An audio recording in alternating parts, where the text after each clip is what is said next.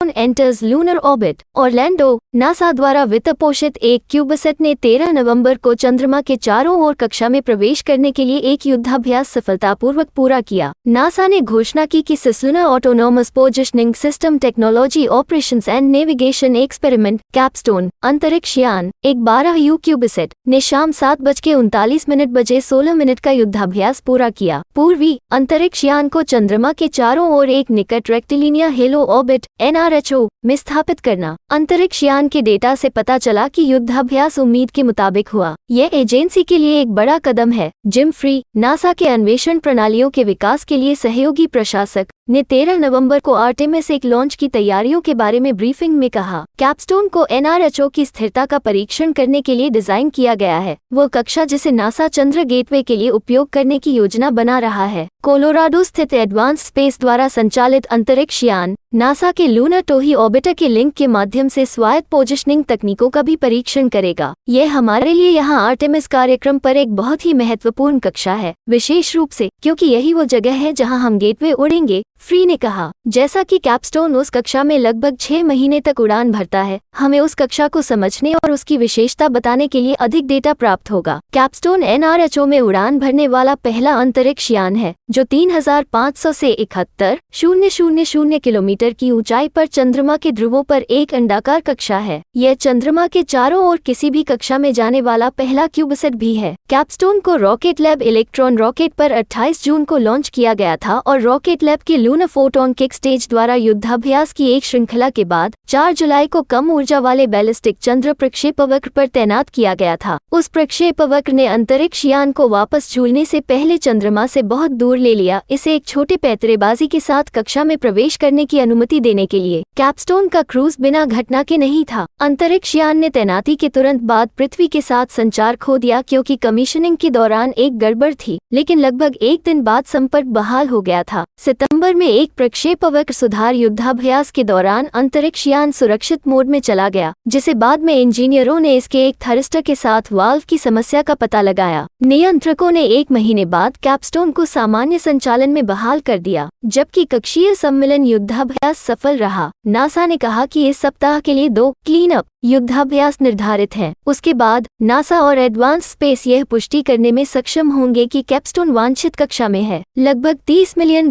की नासा की कुल लागत के साथ कैपस्टोन का 6 महीने का प्राथमिक मिशन है, लेकिन एक विस्तारित मिशन में अतिरिक्त 12 या अधिक महीनों के लिए काम करने की क्षमता है। जबकि कैपस्टोन चंद्रमा की परिक्रमा करने वाला पहला क्यूबसेट है, यह जल्द ही कई अन्य लोगों द्वारा शामिल हो सकता है। आर्टेमिस एक मिशन 16 नवंबर को लॉन्च होने वाला है, जिसमें 10 क्यूबसेट हैं, जिनमें से कुछ चंद्रमा पर उड़ान भरेंगे, कक्षा में या उतरेंगे। एक और नासा क्यूबसेट लूनर टॉर्च